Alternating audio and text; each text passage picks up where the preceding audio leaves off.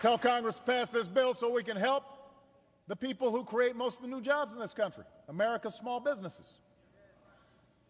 You know, folks in the other party, they like to talk a good game about helping America's job creators. Let's help America's jobs creators. Okay, let's do that. This jobs bill provides tax cuts for nearly every small business in America. If you hire new employees or raise your workers' wages, you get an extra tax cut. So my message to Congress is, don't just talk about helping job creators, actually help some job creators by passing this bill.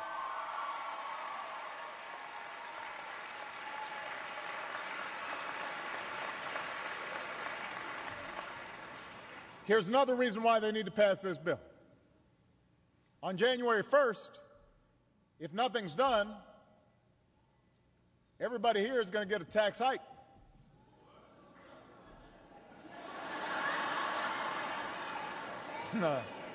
That's right. See, back in December, I got an agreement with the Republicans to lower the payroll tax so that there'd be more money in folks' pockets and we could protect ourselves against recession. Now, since that time, we've had a tsunami in Japan. We've had the Arab Spring, which shot up gas prices. We've had problems in Europe, and so the economy has gotten weaker. That tax cut is scheduled to expire by the end of this year.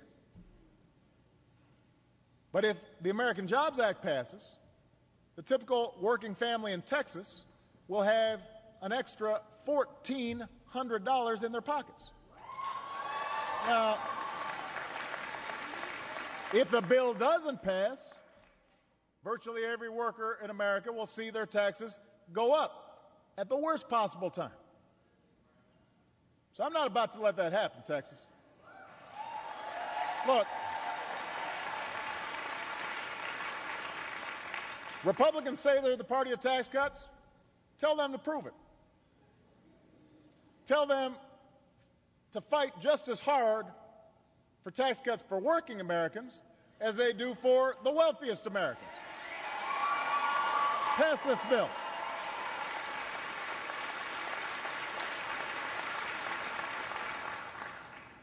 Now, what you'll hear from some of these folks is, well, we're not going to support any new spending that's not paid for. All right, I agree with that. I think that's important. So I laid out a plan to pay for the American Jobs Act and then some. A plan that not only pays for the bill to put folks back to work, to raise our growth rate, but to also pay down more of our debt over time. It builds on the $1 trillion in spending cuts that I already signed this summer, making it one of the biggest spending cuts in history. So, look, I believe we've got to make cuts in programs that don't work and things that aren't helping the economy grow so we can pay for the things that are. Right? We all believe that government needs to live within its means. We all agree with that. But we also believe that how you bring down the deficit is important. If we want to actually close the deficit, not just talk about closing the deficit, not just using it for a campaign slogan, not just playing politics, if we want to actually close the deficit, then you've got to combine the tough cuts with a strategy to ask the wealthiest Americans and the biggest corporations to do their part, to pay their fair share.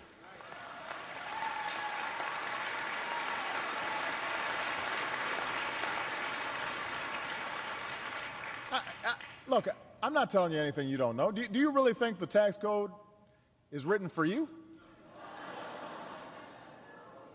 You think the tax code, maybe you've got a bunch of lobbyists in Washington.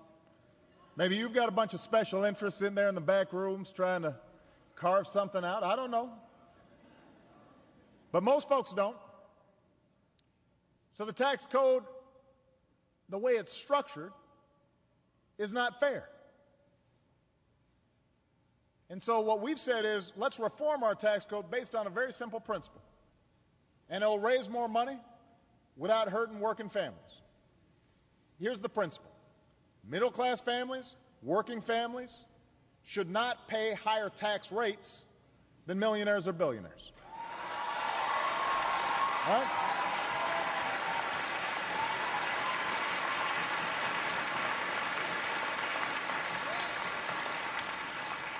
I don't know how you argue against that. Seems pretty straightforward to me. Warren Buffett's secretary shouldn't pay a higher tax rate than Warren Buffett. Now, when I point this out, it seems very logical to me. But when I point this out, some of the Republicans in Congress, they say, oh, you're engaging in class warfare. Class warfare, let me tell you something. Years ago, a great American had a different view. All right? I'm going to get the quote just so you know I'm not making this up. Great American said that he thought it was crazy that certain tax loopholes made it possible for millionaires to pay nothing while a bus driver was paying 10% of his salary. All right? You know who this guy was? Wasn't a Democrat. Wasn't some crazy socialist. It was Ronald Reagan. It was Ronald Reagan. Last time I checked, Republicans all thought Reagan made some sense. So the next time you hear one of those Republicans in Congress accusing you of class warfare, you just tell them, I'm with Ronald Reagan.